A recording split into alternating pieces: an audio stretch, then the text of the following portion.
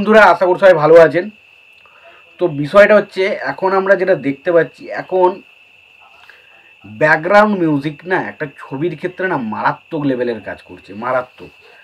আগে যদি আপনি বাংলা ছবি বা কোনো ছবি তুলে দেখে নেন, দেখবেন অ্যাকশনে একই ধরনের মিউজিক বেশিরভাগ ছবিতে, দুঃখের সিনে একই ধরনের মিউজিক এবং রোম্যান্টিক সিনে একই ধরনের মিউজিক।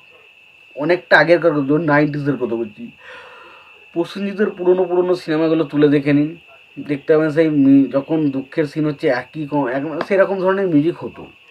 তো তখন অতটা ব্যাকগ্রাউন্ড মিউজিক নিয়ে কিন্তু অতটা মাথা ঘামানো হতো না। বাট এখন রিসেন্ট টাইমে আমরা দেখতে পাচ্ছি ব্যাকগ্রাউন্ড মিউজিক একটা ছবিকে হিট করানোর পেছনে কতটা গুরুত্ব রাখে। আমরা যদি দেখি রজনীকান্তের আপকামিং দু সিনেমা জেলার আর কুলি, এই সিনেমাগুলো নিয়ে কথা বলতে, ছবি দুটো এমনি খুব একটা আহামরি কিছু হয়নি। জেলার যদিও বা ভালো ছিল, কুলি কিন্তু একদমই খুব একটা ভালো সিনেমা হয়নি।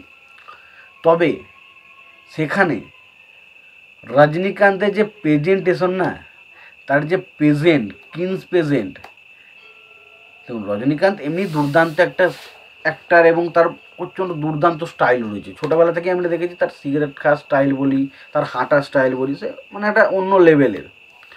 বাট সেইটাকে যখন অনিরুদ্ধের বিজিএম আসে না, সেটা একটা অন্য মাত্রা তৈরি করে অন্য লেভেলে চলে যায়।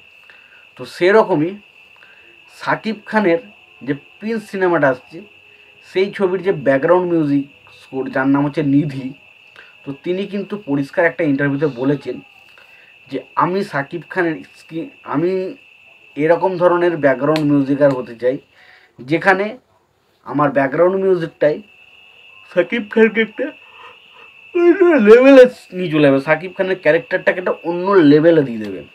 তো এরকম ব্যাকগ্রাউন্ড মিউজিক আশা রাখছি, যদি এরকম ব্যাকগ্রাউন্ড মিউজিক কিছু হয়, তাহলে ভাই সাকিব খানের মানে যারা এমনি দর্শক বা সাকিব খানকে যারা ভালোবাসে, তারা জাস্ট পাগল হয়ে যাবে বস, জাস্ট পাগল হয়ে যাবে। এমনিতেই কোনো সিনেমা এলে পাগল হয়ে যায়, এবং তারপর যদি ওই রকম কিছু একটা থাকে, তাহলে তো ভাই কোনো কথা নেই বস, সেরা সেরা।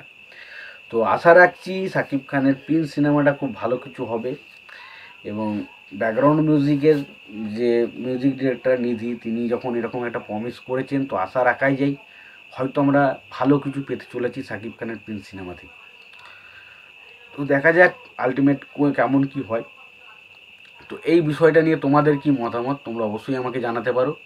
তোমাদের যদি আমার এই ভিডিওটি ভালো লেগে থাকে, অবশ্যই তোমরা একটা লাইক কমেন্ট শেয়ার করে দিও। চ্যানেলটা নতুন হয়ে থাকলে অবশ্যই তোমরা চ্যানেলটা সাবস্ক্রাইব করে নিও, পাশে বেল আইকনটা অবশ্যই প্রেস করে দিও। ততক্ষণের জন্য ভালো থেকো, সুস্থ থেকো, দেখা হচ্ছে পরে।